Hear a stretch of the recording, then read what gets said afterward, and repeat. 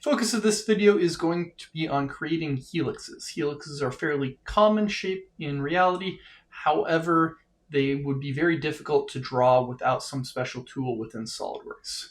So with that, we have a curve tool that's going to create helixes for us, and they'll create it as a sketch. So what I'm showing here is that we need to start with a perfect circle drawn in one plane, and then under curves up at the top, we have the helix and spiral command. And this is what we are going to be using in order to make our helix. So within this, we have the opportunity to control the helix based off of three different aspects. And basically what you're seeing here is we can choose any two of these three. So we have the pitch, and the pitch is the distance between each of these rotations. So in this case, I have the distance from where I start on my circle to where I end. So this is going one full revolution, and the distance for one full revolution is the pitch.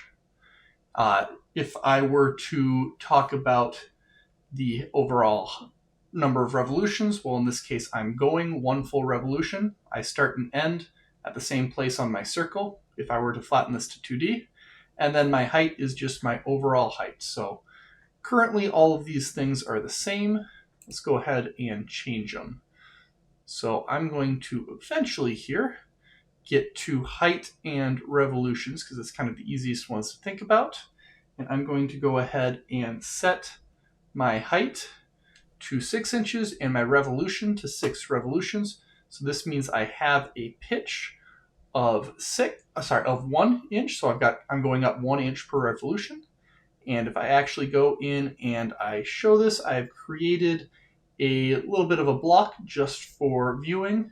And from this, what you're seeing is that this block, each little step on my little staircase here, is 1 inch.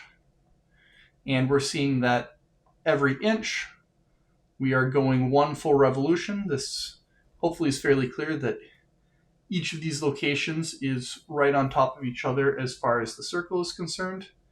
And with each of these, I'm going up 1 inch each time. It is perfectly consistent, and I have my pitch, height, and number of revolutions fully defined there. I have my sketch of my helix.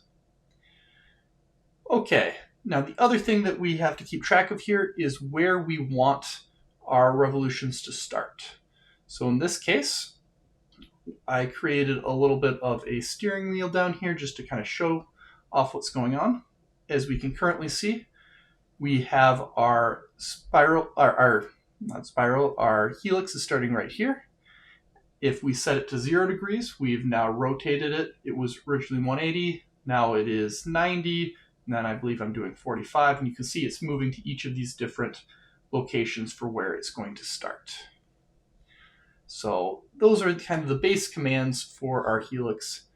And what we're going to work with now, I'm first going to go through and just show you that I can go and I can set the same thing. And if I do pitch and revolution, it keeps track of what my old settings were. So now I've got a pitch of 1 and I have 6 revolutions, and I can show that it looks exactly the same. I can change these as much as I want. So I've got height and pitch, and it keeps track of what my old settings were. Okay, with this, we're going to talk about variable pitch. So if we select variable pitch instead of constant pitch, we can actually choose any of these settings, and as we go, say that at any given point, we can change how tight our helix is bound. So what you're seeing here is I am changing my heights, and at 1 inch I've got a pitch of 1. At 2 inches I've got a pitch of 2. I'm going to actually change that to be much smaller, but currently, before I change it, you can already somewhat see this is the reason I did change it, because it's a little bit difficult.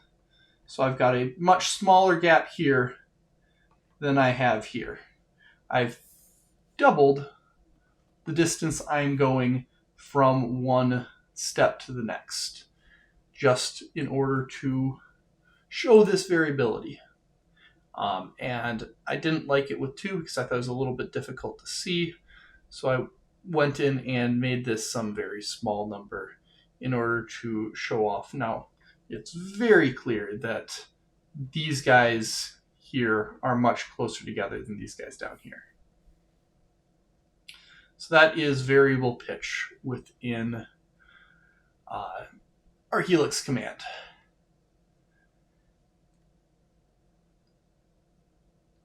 I'm going to go ahead and switch it back to constant pitch, and we will show off our next thing, which is down at the bottom, we can actually taper our pitch. Not taper our pitch, taper our helix. So what we're seeing here is I start out with a very wide piece, and I am actually coming in at a set angle. I have made my little spring here get smaller as it goes up. I can set this to whatever angle, however fast I want it to be decreasing in its overall diameter, and I can go ahead and set this if I wanted to go either outwards or inwards depending on what I'm after for that. So that is most of our helix command for us.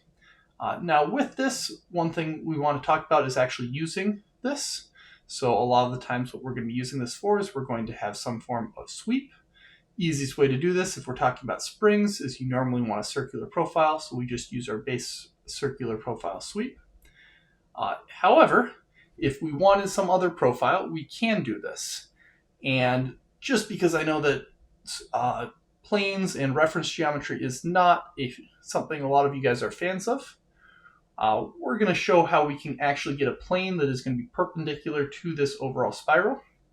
So I select the point where at the very end of my helix here, and what I'm doing is I'm saying that I am on that point, so I want to start at the very end of this helix, and I've selected my curve here because I want to say that I am perpendicular to this curve, because at the very end I want to be perpendicular to it in order to make sure I have the correct profile.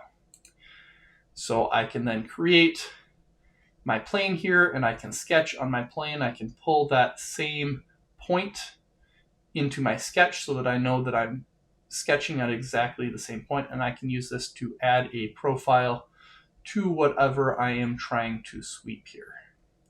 So I just added a quick hexagon just because it's easy to demonstrate, easy to see, and it's not a circle because we can do circles much easier, as we already saw. So I can sweep that shape no problem. Okay, well that seems a little bit more difficult. Is there another way to create that plane that we're drawing on? I think that the instinct is to just create a vertical plane at the very end of this helix. Now what we're going to find here is when I select the helix, and I select my couple of points here, so I chose to use the end point that I've already created, and I chose to use the origin point, so I've got the top plane that I'm perpendicular with. I am coincident on the point that I selected, and I'm also going to be coincident on that central origin plane that I'm rotating about. And I now have my plane. But what you're hopefully seeing, it's a little bit hard to see possibly, but when I get the sketch in here, hopefully it becomes a little bit clearer. We're not actually creating that same plane. We're not perfectly vertical in reality when we use our perpendicular piece.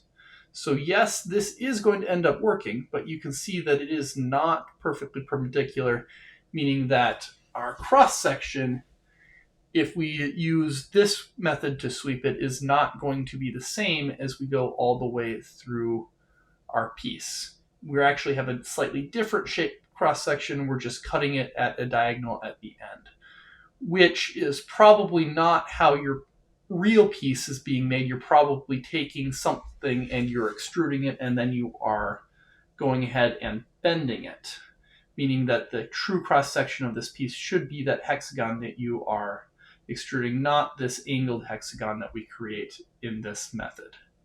So slight difference in this case. We're not actually seeing a whole lot of air, but there is some air associated with it. The best way would be to create that perpendicular plane as we go about this.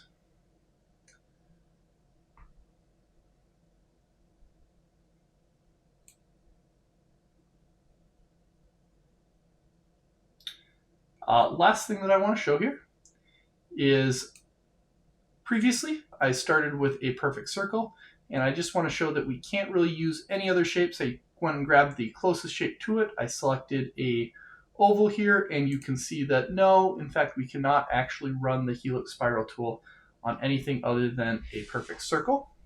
I do have a video that I'll show you guys a ways down the line, which will allow us to make springs that are not going to be perfectly circular, but we're not quite there yet. So take care.